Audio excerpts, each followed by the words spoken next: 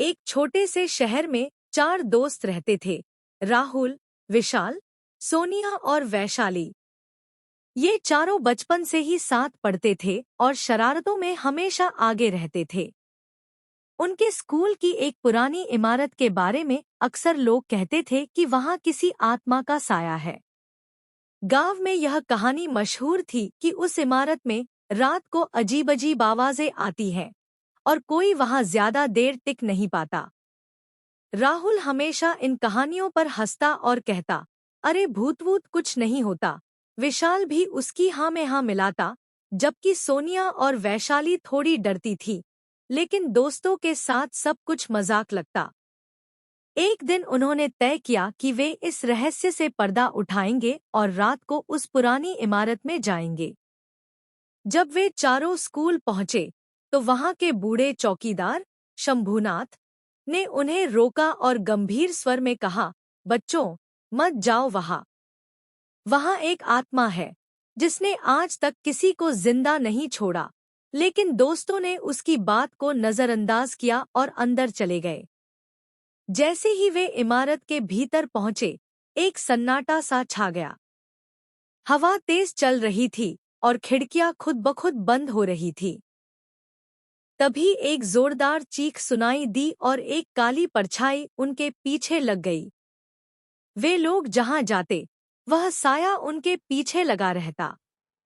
घबराकर वे भागे और एक पुरानी लाइब्रेरी में जाकर खुद को बंद कर लिया। लाइब्रेरी में उन्हें एक पुरानी किताब मिली, जिस पर खून से लिखा था, जो यहाँ आएगा वह मर जाएगा। डर के मारे वैशाली की हालत खराब हो गई।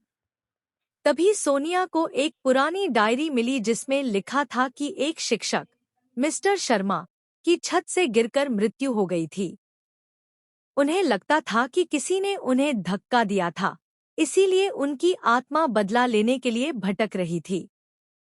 अगर उन्हें सच्चाई बता दी जाए तो उनकी आत्मा को शांति मिल सकती है। वे चारों आत्मा से बात करने की कोशिश करने लगे। क्या आप मिस्टर शर्मा हैं? कृपया हमें माफ कर दीजिए। लेकिन आत्मा शांत नहीं हुई, वह उन्हें मारने की कोशिश करने लगी। सोनिया ने किताब में लिखी सारी सच्चाई जोर से पढ़कर सुना दी। तभी एक चमकदार रोशनी आई और आत्मा हवा में विलीन हो गई। शायद सच्चाई जानकर मिस्टर शर्मा की आत्मा को शांति मिल गई थी।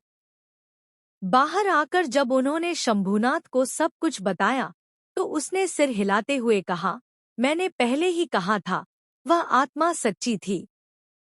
लेकिन लगता है तुम लोगों ने उसे शांति दे दी। तुम लोग बहुत किस्मत वाले हो जो बच निकले। वे चारों अपने अपने घरों की ओर चल पड़े और फिर कभी उस पुरानी इमारत की ओर नहीं गए। उस दिन के बाद से उस इमारत में कभी कोई साया नहीं देखा गया।